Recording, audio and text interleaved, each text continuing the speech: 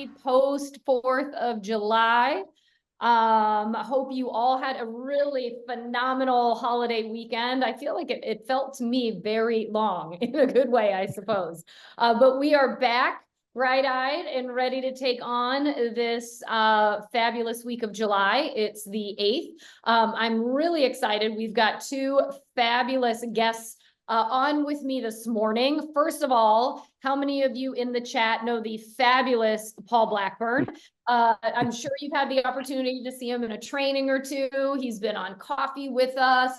Always a wealth of knowledge, always super positive, always has just great nuggets to take away every time we have him on a session. So super excited to have Paul here. Good morning, Paul. Good morning. God, that's quite the intro. It's a lot for me to live I up know. to, but I'm going to try. All right. No I'm going to try pressure. this Monday morning. No pressure. And then we have the fabulous Brett Moser, who is out of our Libertyville office. Really excited to have Brett on today, in particular because he is newer to the business, but dang, is he taking it by storm. He is really focusing on how he can be successful in real estate, given all the stuff that we are all facing and adapting to now. So this morning, we're going to have a great conversation with Brett, learn a little bit about the things he's doing to ensure success for himself and his clients. So good morning, Brett. Great to have you on. Good morning, Amy. Good morning, Paul. Good morning, everyone. Thanks for having me on. Excited to be here. Yeah, it's going to be a good one. But before we get into that, you know the drill, everyone. We're going to run through our schedule for the week, which is today. You are all here with me. We still have people loading on as we chat. And then this Wednesday, we have Laura and Molly back again to finalize some of the digital CMA specifics that you can do and learn in order to use this tool to grow your business. So make sure to join them. They've got some additional information that's great to share on Wednesday morning. And then for all of you who are in our pipeline and prospecting challenge, we have a great guest speaker this upcoming Thursday. So make sure to jump on. You're going to learn some fabulous stuff. You'll be on with Kevin Rhines this Thursday at 9 a.m. So make sure to join all of us. All right, we have another fabulous success story. So this one I absolutely love. So Lanzetta McKinney Henderson is out of our Highland, Indiana office. We're going to put a huge shout out to Candace Taylor, who is her managing broker. Candace was actually on this show a couple of weeks ago and talked about open houses, leaning into them, doing more of them to create success. So Lanzetta took the advice of Candace from a few weeks ago, and she put out a message to see if anybody needed help with open houses. She ended up securing an open house through the agent app, and she was able to pick up a pre-approved buyer that she's working with, and they're getting ready to submit an offer this past week. Actually, they may have already submitted the offer. But just simply by hearing what Candace said, decided to put herself out there, threw out a, hey, people, I'm looking to do some open houses on the agent app, secured an open, got a buyer, and is putting that person under contract. Anybody else interested in that scenario? I encourage you to get yourselves out there and take action. So Lanzetta, congratulations. You've got a little something special coming from your coaching and training team, but keep up the amazing work.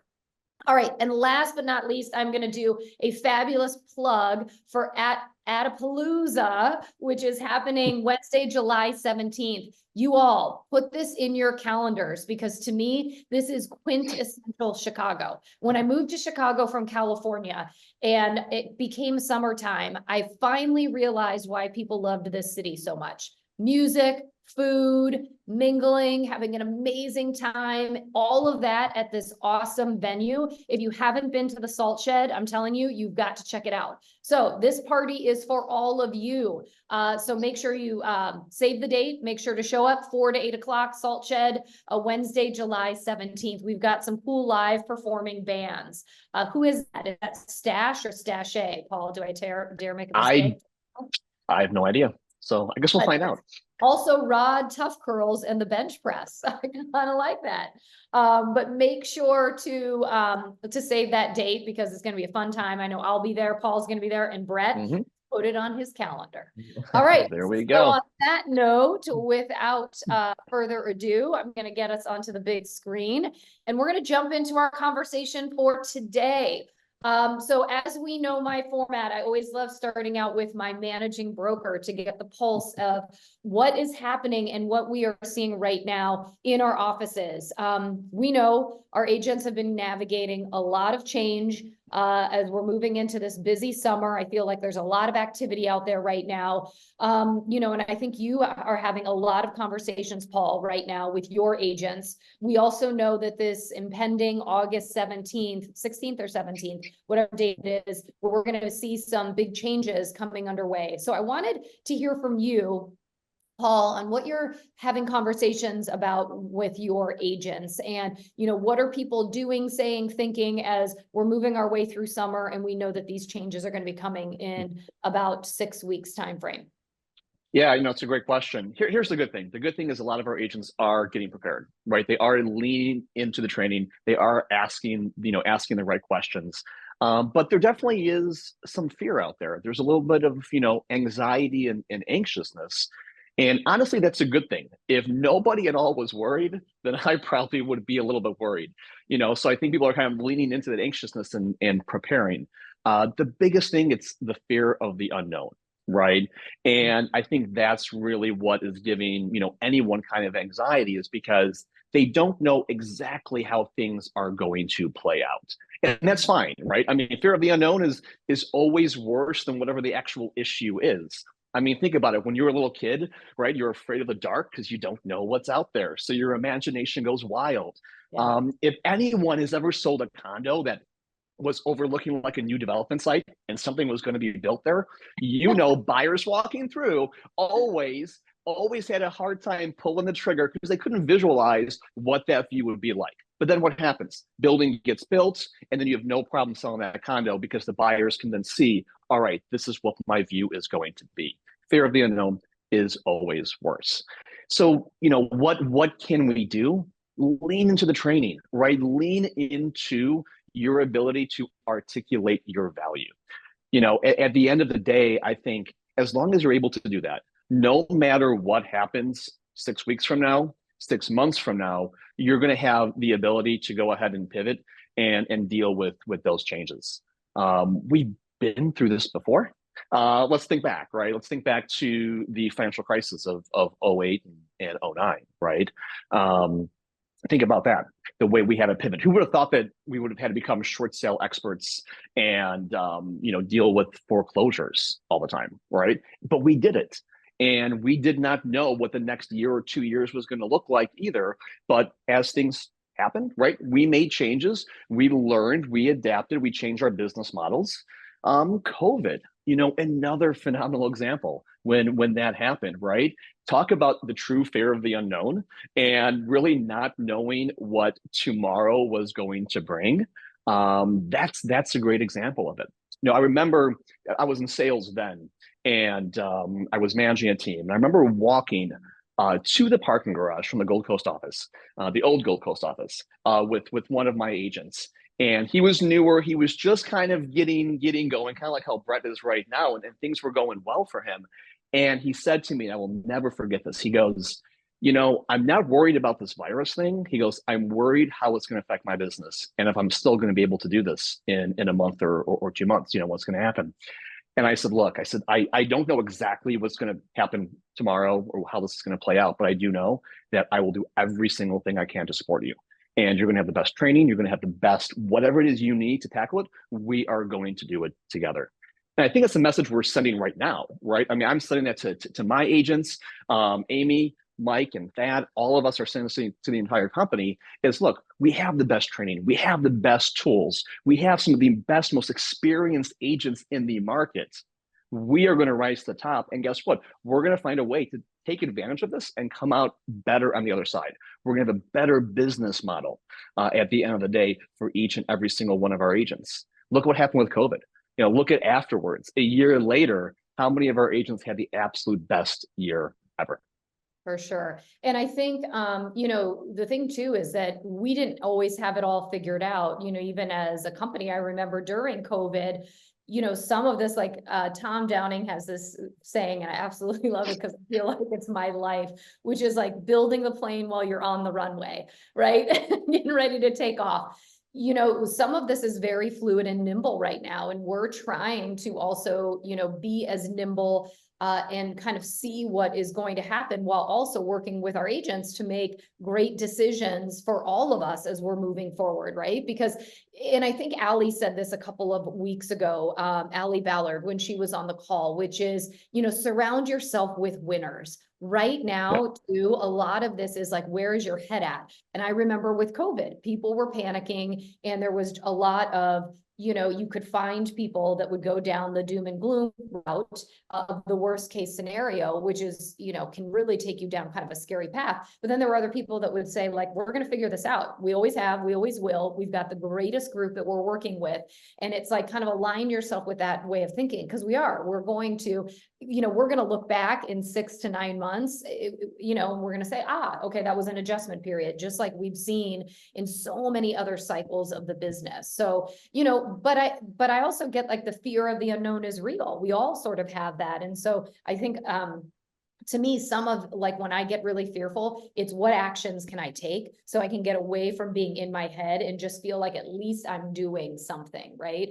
And I think, again, collectively, we are all sort of trying to figure this out together. And, as we are continuing to get information from NAR and, and start seeing like where this is all going to go, we're going to figure it out. But you're right. I just think it is a matter of leaning into what can I do as an agent right now to, maybe get myself practice a little bit more of how am I going to talk about my buyer, with my buyers about an exclusive buyer brokerage agreement. We know those are becoming mandatory. So how can I get myself really comfortable? And I think for a lot of us, let's also face it, because we're going to kick into a conversation with Brett in a minute. We also know how it used to be, right? So we're doing a lot of comparison of, yes, but this is how I've done business for X amount of years. And now we're all being forced to make some adjustments in how we do business, right? So we all have to kind of kick away the old habits and falling on the laurels of this is what I used to do. Now every single one of us, even Emily said last week on this call, she said, after my 4th of July vacation, I'm going to start really leaning into what is my conversation with my buyers and talking about getting a signed buyer's broker agreement. Because I know that's coming down the pike, and middle of August, I'm going to have to make sure I'm really comfortable with that. So this is happening to everyone, brand new to the business, 25 years in the business, right? We're all kind of jumping into new waters. Exactly. And the one thing I can say is those agents of mine who have been probably the most concerned, but when they've really leaned into it and said, hey, you know what? I'm going to try this right now because I know I'm going to have to do it in a few months. Let's start now. They have phenomenal results. And I've gotten the calls from them. And these are experienced agents who will call me and say, yeah, it's funny. I had no issue. That conversation went fantastic. I'm not sure what I was worried about. And not every situation will work out that way, but a lot more will work out that way than you will think. Yeah. And I've had that where the anticipation of a phone call and me in my mind thinking, what are they going to say? How are they going to react is 10 times worse than just the actual call itself. So to your point, just do it. And you find that it's so much easier and you'll stumble and you'll get some maybe pushback, but everybody's getting that right now. So, just getting really comfortable with that. All right. So I want to shift a little bit over to our friend Brett. Who giving a little bit of background and kind of how we have Brett here today is Brett's been in the business just about a year. So really new to real estate, but not new to sales and new to a lot of the mindset that is really successful in this business. But one of the things that has been so interesting is Brett's jumped into a ton of the training, Accelerate90, and we actually had him on a smaller group call, and he started talking to everybody about how he's just getting his exclusive buyer brokerage agreement signed, and how, not that it was easy, but it was just something that was so a part of his process. he didn't even flinch. And there were so many people whose reaction was almost like, wow, how did you do it? So I think some of it is you don't know what you don't know, right? Kind of going into something brand new and thinking, okay, this is just how I have to run a business. So Brett, I want to talk with you a little bit about, I know you don't broadcast to your clients, obviously, that you're new, but you are taking a very fresh approach to handling your business. And I know you have a background in playing and coaching hockey, but you also have a lot of experience in sales from a different industry. So tell me a little bit about your perspective, kind of going into real estate and kind of just having conversations with your clients about your fees and, articulating your value, because you have kind of an interesting perspective on it. Yeah, no, thank you for that. And it kind of coincides with what Paul was just speaking on. I guess it's an advantage in a way coming into the market of what we're currently experiencing and seeing, because I don't know anything else. I also hadn't had my business process established prior to coming into joining at properties and getting full-fledged into the real estate industry. So for me, I don't know any different, and I think being naive to the industry slash what it was or how things have been has worked out as a benefit, because I've literally been able to come in, get myself situated through some of the resources and tools that ad has been able to provide, jump in. This has been a year for me where I've made a point to say yes to about everything that's come my way, or as much as I can take on. Things that typically would push me outside my comfort zone or that I previously would have said no to. I'm just taking on and kind of just diving into it to really hopefully expand my experience early on. And so with that, the buyer broker agreement coming in, obviously I could feel the uncertainty and tension at roundtables and stuff when the information started coming out. But I really have made a point to try and educate myself on all that it entails and goes into it as much as possible. So when I do have these conversations, I'm not leading people to believe that this is my first go around of, having these conversations or these meetings. I want them to just understand that I have an understanding of it. And if I don't right then and there, I know I have people that I can lean on or go back to really confirm what their questions might be. But with that being said, getting to the point with clients and getting, these contract, not negotiations, but just having them understand is something that I've gotten comfortable with, both in my prior work experience. I just feel like there's always a topic of conversation when you're in sales in any capacity, whether it's price, term, any variables. There's always going to be a portion that people, both consumers and, agents in this instance, will want to tiptoe around. Whereas I think if you just come out and you just nail it on the head and get to the point, what I have found is it's beneficial to just be direct about it and letting them understand a clear outline as to what they can expect from me and what I'm also expecting from them. I want them to feel and understand that in a very important decision or transaction in their life, that they've got support from both me, but I'm also going to need and require support from them to make it as smooth and seamless as possible. So, yeah, I'm just leaning into everything as much as it comes about, but a lot of that goes back to and some of the resources. My managing broker is great. The agent I've been assigned in our office has been a mentor and super supportive and helpful when situations have come up, because what I've found early on is as much training as you do to kind of position and prepare yourself, the situations that come up when it actually starts unfolding, there's certain elements that you kind of have to pivot or move on as they come about, because training is only going to cover so much. So it's been great getting that experience and having these conversations.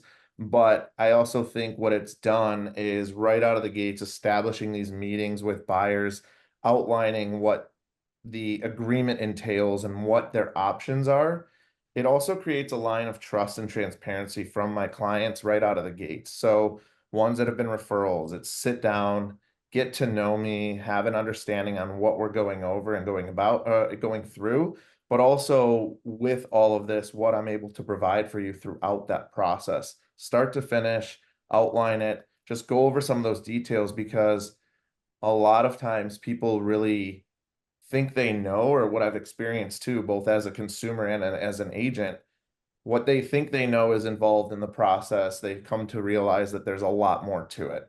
And when you can put their mind at ease saying, this is what you can expect, this is how we're going to go about handling it. If we come across this type of situation, be prepared to understand that we can negotiate, that additional percentage if you choose to see that home, or you can bypass it altogether, depending on where they're at, what they're comfortable with. And I really think it's helped establish a foundation with new clients of trust, transparency, and yeah, it's been good moving forward. So let's talk a little bit about that, because you're kind of referring to having this conversation, I think, with a buyer about the fact that you have, your professional fee is, let's say, 2.5%, right? Mhm. And kind of talking through that expectation of how you're going to get paid. I mean, you've really had to have some conversations. And I think when we were talking last week, you talked about what happened when you didn't take the time to have a conversation up front. It ended up being okay, but recognizing the best thing you can do is sit down, make sure you have kind of this pre-buyer interview or opportunity to really lay everything out. So, share with us a couple of like real life examples, because I think, to your point, every client is different, what they're willing to do, what their comfort level is. And it's about having a real-time conversation, not to scare them, but to make sure that they understand and be able to set some mutual expectations. Yeah, no, and I can go off two examples. One, based off what you're referring to, kind of like a success story of learning as I'm going, and then one that's like improvement and constructive criticism upon myself on how I can improve the process as well. So going off of that one, meeting a buyer that was a referral on a tight time frame, and then setting up that meeting as soon as she was available to at a mutual location, just to get an understanding on what she was looking for, and all those details that you would get out of a discovery call is what I kind of refer to them as. And with that, I tried to cram in everything in a small window and run through, well, this is the contract, this is what this might mean, and blah, blah, blah. I left that meeting kind of feeling like, okay, we've got a start point with her schedule on when we can start looking at homes, but I didn't really feel great about where I left her. I think I felt like I glossed over some stuff, and I was a little bit frazzled, and I got away from my process. And my process is still being refined and improved from meeting to meeting. I'm trying to make a point of reviewing that and making it better. But what I found is the process that I had put together to that point, the bullets and the items that I had previously covered, to get away from that just kind of created and going off the cuff kind of created a little bit more uncertainty on my end. And then I started to overthink things. And when we got the process started, I ended up scheduling, after our first day of going to see homes,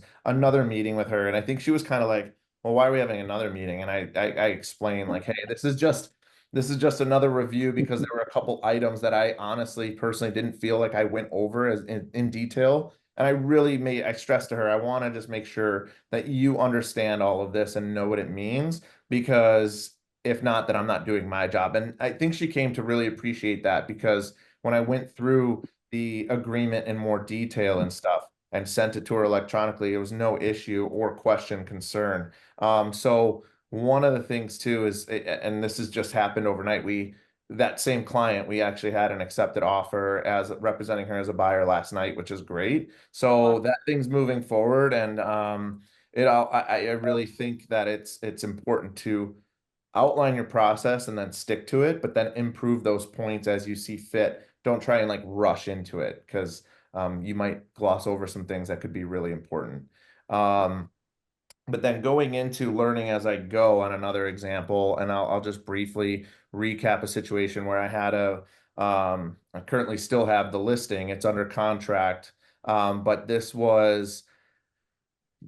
an option for a VA assumable loan associated with the seller. And with that, chances were slim that that was ever going to come into effect. However, I did speak with my managing broker, the agent in our office that I'm mentoring with, and our lender, with proper rate to get an understanding on what that process might work or how it might work and look like should it come about. I also referred to or reached out to an attorney within my network that I work closely with just to get her insight. So I can, if that came about, I could coordinate the pieces as best as I could and just get everyone on the same page. Well, it turns out it ended up happening where we received an offer from a buyer who was VA qualified, wanted to assume the mortgage. And it turned into this entire process that every agent that called about it had never done one before. The agent who procured the buyers had never done one before. So I was guiding her through the people within my network and playing off of them and the knowledge that I had to really coordinate it. We're under contract now, but there's kind of that holdout period now where fingers crossed, they're approved for the assumable mortgage on the VA side. And as long as that all goes through, it pushes the closing date back. But there was a lease agreement rolled into this whole thing. We're renting it to try and Talk keep. about Brett having to learn on the fly. So what That was an interesting one that, like, as it came about, just buckle up and settle in. But I will say for like a 2-week period following the initial acceptance of the offer, it was like madness to try and coordinate and get both the negotiating and attorney review was insane. And but I will be better for it. And that's just like another example of like, I'm glad that it happened. I can document it and refer back to it. And if it ever comes across again, like at least I'll have said or can say I've gone through that, coordinated it, and we got it to the finish line. Done a VA assumable loan, so check. How many Yeah, of you probably say that, right? So exactly. I love that. I think what you're showing though is that, for so many of us, it doesn't matter how many years we've been in the business, there is going to be new stuff we're cutting our teeth on all the time. Like there's just going to be new ways of having to do it. But what I love and what a great example Brett, I think, is showing all of us is just get in there and do it. Be ready to sit down with your buyers and be able to have the conversation. And the thing too is that Brett, what I love is he talks about bringing in all of his resources. And Paul, you and I talked about this, which is proper rate becomes this new layer that I feel like your loan officer can really afford you some great help in the conversation. And Paul, I know you had some great thoughts on that, as we get ready to wrap up here, but I want you to share with that. Yeah, I mean, this is a great opportunity for you to add more value during that initial buyer presentation, right? So bring your lender in. And, we've been talking with a lot of our proper rate loan officers to make sure their talking points, the way they are discussing the commission discussion is aligned with you. So I recommend, hey, reach out to your lender, have that conversation, say, hey, here's how I'm explaining the buyer agreement to my client. How are you going to explain, or how can you explain wrapping and commission if needed into the loan process? Make sure you are aligned on that. And then it's not just you, your buyer is getting. Guess what? They're getting your lender as well. They are getting a team. Pull your attorney into it. I know talking with a lot of attorneys as well, they are getting more versed of these conversations as well in order to support us as the brokers. So I love using this as a team approach because this is going to show more value during that initial buyer presentation. And I absolutely love, like, one of the terms that Brett used, which totally shows that he was in sales in a different industry, is he talks about his first initial meeting with buyers as a discovery session. Like, how many of you love that term? Like, it's a discovery for me to discover, what are your goals? What are your dreams? How can I help you accomplish? But I love when sometimes you use these cool terms. It's like the way the consumer, you just in general, like the way a consumer might react, because it sounds like, God, discovery sounds kind of cool and a little different, but it all sounds like he's been doing this for a long time, right? So I just love different nuggets and different ways to put things like this in perspective. And I know, Brett, you even talked about now that you've kind of got this great idea and have had had some really good experience and experiences with working with like Joe Burke at Proper Rate with one of your buyers. You've had some great opportunity, but I want you to wrap, because believe it or not, it's already 9:32. I want you to wrap with any words of advice for agents who are out there right now, who are nervous or who are ready to dive in and, you know, make sure that they hone their skills. What would be your words of advice to people out there right now? Say yes. If an opportunity comes around, or you think it's something that doesn't fit into your niche, or that you might not fully feel confident taking it on, just say yes, because you're going to come out of that. You will figure it out. Has the resources and the people. There's a supporting cast here that will help you. It's a competitive environment, but people are always willing to help other agents. I've experienced that even calling a listing, representing a buyer, how easy it is to have a conversation, but you will come out of it with more experience, more knowledge, and be a better agent for it. I know I'm new to the industry, but there's very little I haven't said yes to, and I continue to try and take on as much of the resources that provides, the courses, the opportunities, and just dive in. I don't know. It's just say yes. That's kind of my.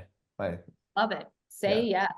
All right, Paul, can you beat that? What would be your words of advice or something to leave the audience with? That is great. I'm going to piggyback on two things. One thing, what Brett said, is about constantly improving your process, right? Have your buyer process down. Do your best to stick to it, but always remember you're going to be constantly improving that. And there's nothing wrong with improving it. It doesn't mean your previous process was wrong. It just means you've identified a way to go ahead and make it better. And the last thing I'll leave you with, which is the one stat I love to talk about, and that's 15%. Okay, 15% of consumers, this is across the board of consumers, whether they're buying a car or whether they're buying real estate services, 15% always buy the cheapest product, no matter what. All right, no matter what. They don't care about value, they only care about price. They would buy toothpaste with cyanide in it if it was a little bit cheaper.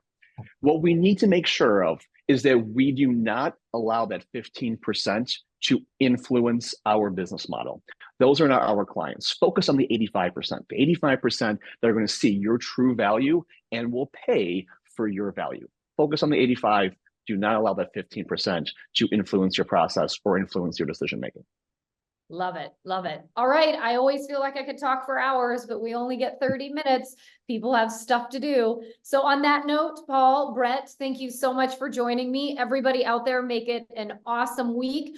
We've got lots of real estate stuff going on out there, so make it fabulous. And we'll look forward to seeing you next Monday. All right, y'all. Have a good one.